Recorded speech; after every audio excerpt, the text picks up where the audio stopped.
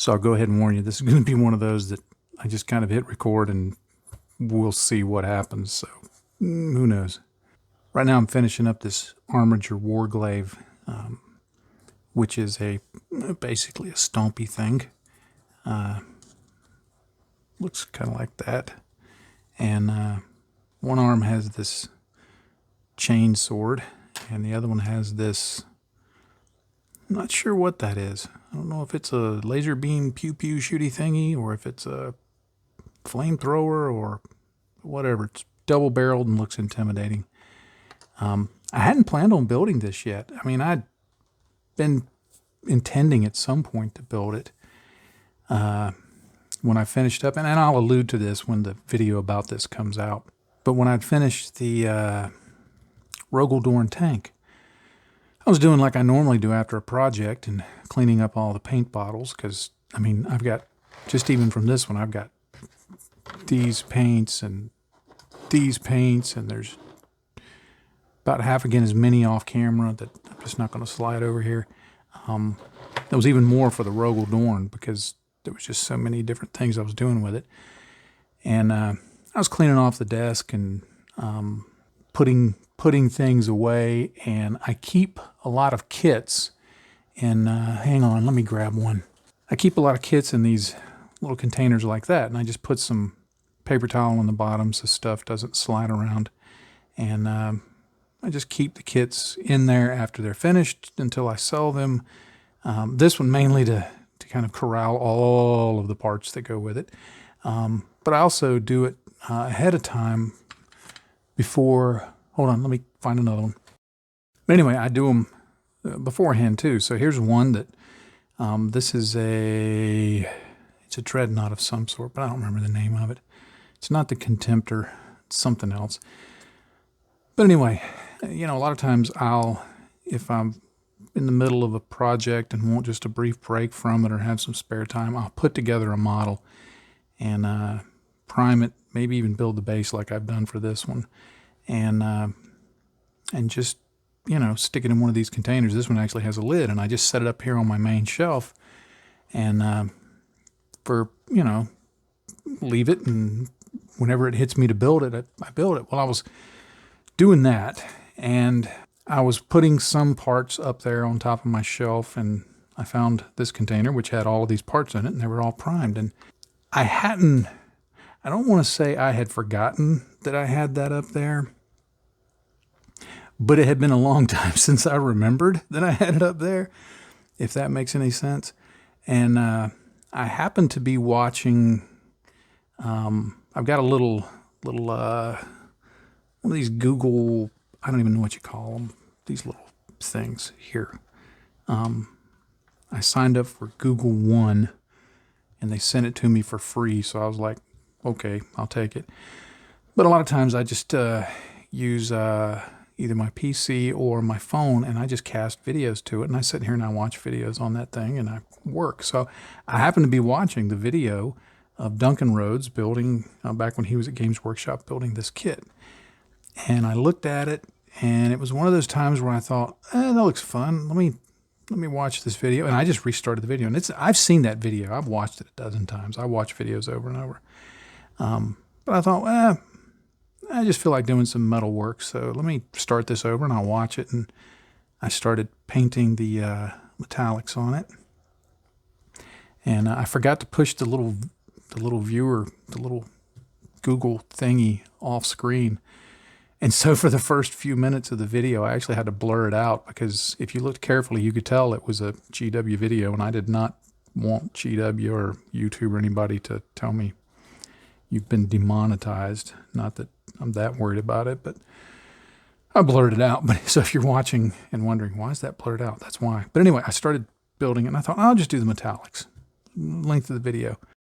And then as I had posted on Patreon, just a photo, within a few hours, I had most of it painted. And over the course of this last week, I've continued work on it, and I'm mostly done. I'm at the point in the video that I think the next thing I'm going to film will be gluing a few parts on. I'm not going to film doing the base. There's just, I looked at, I started to film it for you guys, and I thought, how many times have I done a base? And this is just going to be a desert base. There's nothing exciting about it. I'm not doing anything different or new, so I'll just tell you this is going to be a desert base with a bunch of contrast paints on it.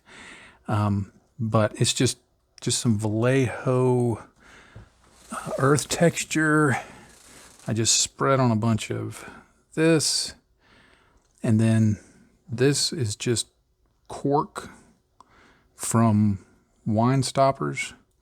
My daughter, when she was at grad school, she had a roommate who, as her description was, her roommate was an alcoholic, stayed drunk all the time on wine. And my daughter, though, being a crafty person, collected all of the corks. So I've got a jar full of corks, and I just cut them up and I use those for rocks. So anyway, it's just some cork rock just stuck in there. The little indentations here are where I stuck the feet down in it, so I'd know where to put it. I'm just going to I'm going to do some dry brushing on it, put some contrast paints on it. It's going to be a desert base. One time somebody messaged me and go, "Wow, do you like the desert? You do a lot of desert bases." And I'm like, "No, they're the absolute easiest bases to do. You just throw some dirt on, some rocks, and paint it brown. It's done." But anyway, obviously I'm rambling. I just kept going forward with this and was having fun with it. In this video, I'm not sure, I'm doing this one a little different than I normally do. Normally I talk as I work. This one I just filmed it, and I'm going to do a narration over it. And I'm not sure what I'm going to narrate over it. I'm kind of torn between, narrating it in the traditional fashion of now I'm putting on this paint and now I'm putting on that paint. But I'm also just kind of thinking about narrating some of the stuff that I've been thinking about lately that's been affecting my modeling. Basically, the fact that I've kind of given up worrying about YouTube. I mean, not that I'm not going to do YouTube, but I'm giving up worrying about, am I growing? Am I not? Am I monetized? Am I not? Like I've talked about, I think on here, I've come to the realization I have two basic hobbies, building models and making videos. So I'm not sure which I'm going to do. I may film both soundtracks and just see which one I like better, because I can see how the first one, people would go, okay, that's the traditional one, tells me what he's doing. That may be helpful. The other one, it can really, when you start talking about stuff like that, it can borderline be whiny, and I don't want that to be. If I do talk about it, it's going to be more from the angle of kind of me being reminded that it's all about having fun. We'll see. I don't know. If I do end up recording two soundtracks, I don't know that I will, but if I end up doing it and seeing which one I like, I will make sure that the one that I don't use publicly, I will also release on Patreon so that, you'll have alternate versions, not just alternate endings, but completely alternate soundtracks. That maybe they'll start a new concept, get twice the mileage out of one set of video footage. But anyway, and shooting the video footage where I don't talk while I'm doing it allows me to work a little bit in the evenings when the family's around, there's noise around. I can just ignore all of that. So sometimes that works, but I'm not real good at narration. I see guys like, Mark Sarastro, he will film and film and film and then put the video together and then write a script for it, and it just comes together beautifully. I tried that one time, and it was just a hack together mess. Not that most of my videos aren't a hack together mess. I don't even remember the thrust of what I was talking about. But anyway, I'm almost finished with this. I'm really happy with, they're not perfect, they're not straight, but the black and yellow stripes are hand painted. Well, the black stripes are hand painted. The yellow was just easy, just paint everything yellow and then do the black stripes. I differed with the way Duncan did his a little bit in that I put some stripes on here also. And I decided I'm not going to do any weathering on this. I'm not going to do any fluid stains. I'm not going to do any chipping. It's just kind of like I've always enjoyed that video that Duncan did of building this, and it's just kind of me saying, okay, I'm going to do the same model. I'm going to paint it the same way. Not that I'm comparing my work to Duncan's, because he's Duncan, I'm not. But just for the fun of it. And again, I'm going from my mindset lately in the videos has been, I'm just going to do what I want. And if it gets watched, it gets watched. If it doesn't, it doesn't. So I'm pretty happy with how it turned out. I like the colors on it. I think once I get the base together, that it's going to look pretty cool. I almost painted some of the black and yellow stripes here on his chainsaw, because I'd seen a few folks do that, and I thought it looked cool, but it kind of fell by the wayside simply because when I started to do it, I just looked at it and thought, I don't want to do that. So they're here and they're there, which I think will look cool. And I painted painted his eyes, put a little bit of gloss in there, and painted this supposed to be glass up on the top, put a little gloss in that. And there's going to be a gun that goes up top. And there's two of them, and I'm just going to leave them unglued so that if I end up selling this, whoever buys it can use whichever one they want. If they play the game, it'll maybe have different effects. I don't know that I'm going to sell this one. I usually don't keep the models that I do, but this one, just because I enjoyed that video and I've watched it so many times, it may be a while before I sell this one. I may hang on to it, or I may hang on to it for a while, then sell it. I'm not sure. But I just kind of like the look of it. I've built, this will be my third of the Armiger series. There's the Armiger Helverin. Hang on, let me grab the box. You may remember I did the Armiger Helverins. I did one back when I was blogging before videos. Not before the invention of videos, but before I started, you know what I mean. Anyway, I did one in a yellow color scheme that's on the blog, johnbias.com, and I thought it turned out pretty cool. And then I did one as a Patreon exclusive video. The other one, I think I did that one in green. I don't remember. I'll link them down below. And I really enjoyed it. And so I ordered off of, these are the Armiger Helverins, and this is the Armiger Warglaive. It's a different version. It basically, the only difference is the weapons on it. The Helverin has two kind of auto cannon things, and this has these things. So I honestly enjoy everything I build from Games Workshop, but this particular kit, man, it's just really fun. It's not real big. There's 2 to a box. I think I've said this before. This would be a great one that if you and a friend are looking for a project to do together, the kit, both of them in the box is like $65. But if you and a buddy split it, $32.50 each. It's not a bad little model, and you can paint it in whatever colors you want. And the fit is awesome, and it's just a load of fun. I love these walkers. I realized I'm kind of hooked on walkers because I just did, of course, this one recently, and that one is a lot of fun. I started looking at it and thinking, I wonder if you could take some of the parts from that and put it on this. That would be a cool combination there.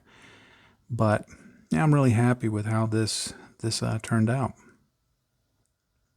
Now, after I finish this video, I'm going to take the Orky Jet out into the garage and prime it and get started on that.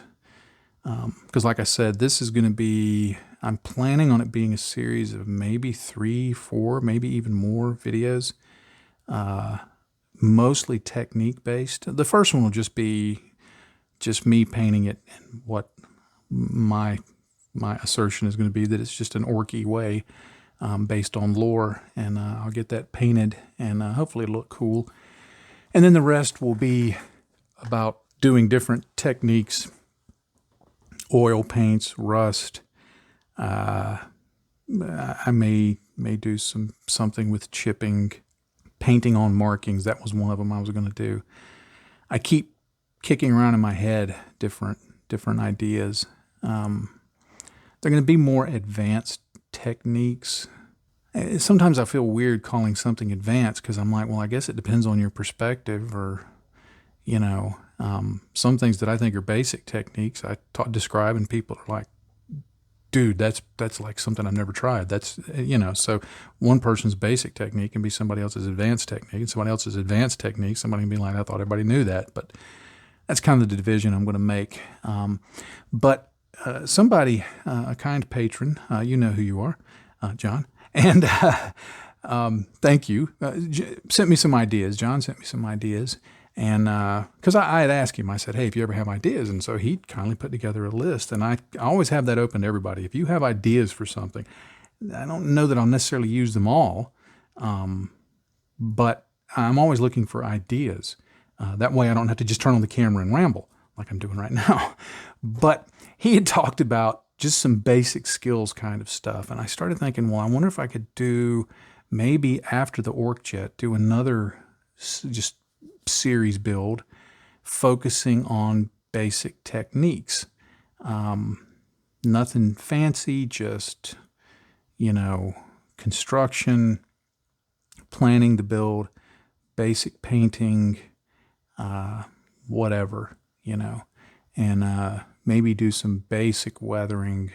Again, the focus being on, if somebody's not done this or they're new to it, it would be helpful to them, because I've been surprised how many people contact me literally on at least a weekly basis, and on a busy week, sometimes a daily basis, to say, hey, I've just come back into the hobby after 20 years, after 15 years, after 30 years. I think the record is somebody said, I've just come back into the hobby after like 45 years being out. And of course, they have the same reaction that I did when I re-entered the hobby after being out for 20 plus years.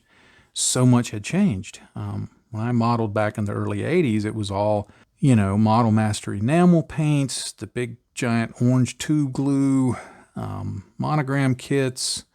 I just kind of modeled in solidarity. I mean, I had friends who modeled, but I didn't know about IPMS USA. I didn't know about modeling magazines. I didn't know that any of that. It's just kind of like I built some models, and I knew a couple of kids in my neighborhood built models, and every now and then we'd go into a model shop and there'd be a magazine, and we would see these people putting out magazines, and we were like just in awe of that. And it never occurred to me, I'm not real bright now, but I wasn't a real bright kid. It never occurred to me to buy one of the magazines. I mean, partly because, okay, you walk into the model store with $10. That's 10 hard-earned dollars back in the early 80s, late 70s, early 80s. And if you're younger, let me put it in perspective. A 148 B17, which was a huge kit with hundreds of parts. If I remember right, the price in the 1978 Sears catalog was like $9, $10. And I asked my dad for it that year, and he was like, son, that's a lot of money. So a pair of Nike shoes was like $20 or $25, $29, So to put it in perspective, if you walked into a model store with $10, that was a lot of money. So you weren't going to spend even a couple of bucks on a magazine. You're getting paints, you're getting kits, you're getting whatever. So anyway, how the heck did I get down this rabbit chase? I don't even remember. But anyway, oh yeah, people re-entering the hobby. So a lot has changed. So I thought, well, let me think about doing something that's more of a basic build. And I decided, at least for now, that I'm going to build this kit. Now this is a game, Adeptus Titanicus, which is a game from Games Workshop. It's in the Warhammer 40K universe. Really the Warhammer 30K universe, but it's basically the same universe. And what it is they've got these titans, which are big stompy things. This is a Reaver Battle Titan. It's a pretty cool looking model kit. It's in its actual height, it's not much bigger than this kit here. In fact, it may not even be quite as tall. You can see that, you know, this is, I mean, you see my hand next to it. It's a little taller than my hand. It's a little taller than this jar of the Vallejo stuff. So you kind of get an idea of the scale. Here's, if you're not sure about any of those, here's a Vallejo bottle next to it. So it's not huge. Well, this model right here is not much bigger than this. The difference is, and I've read different things, this is either 28 or 32 millimeter scale, this armature. This is like 6 or 8 millimeter scale. So if this were a real object, the armature would be about, I think I remember reading that it would be, I want to say 6 meters tall, 6 meters tall. And then the big Imperial Knight, you may have seen me build a couple of those. They're on my blog. Those would be 10 meters tall. As I understand it, this thing is like 35, 40 meters tall.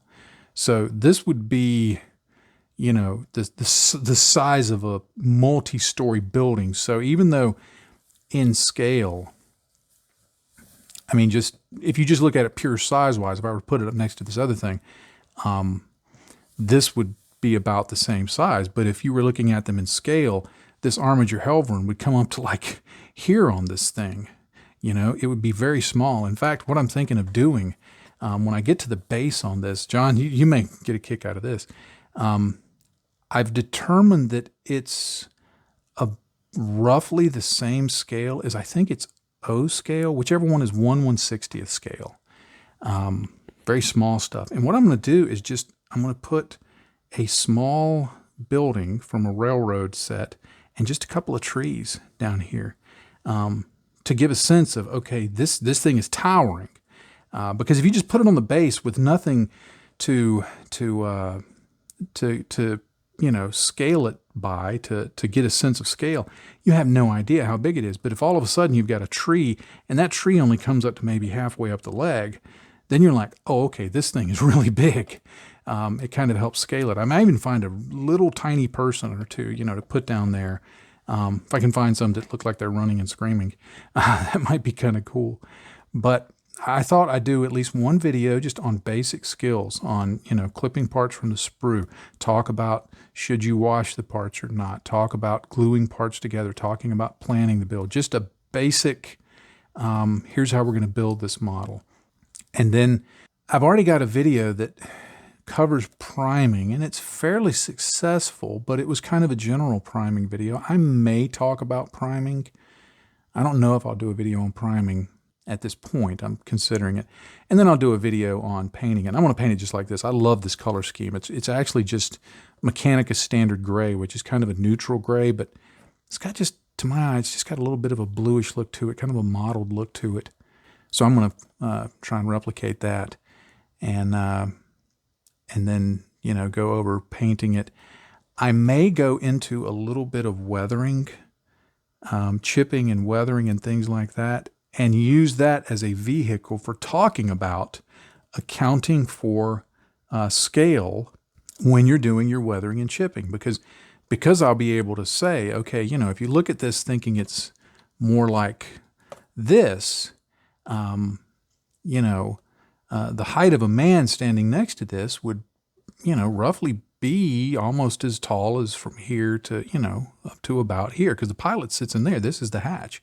So this is not a huge thing. So, you know, how weathering would look on this is much different than how it would look on this. Even if this, in terms of its actual physical size as a model, is not much different than this, in terms of scale, it's very different. It's kind of like, you know, I always did, I think I remember in videos talking about this when I was doing Gunpla.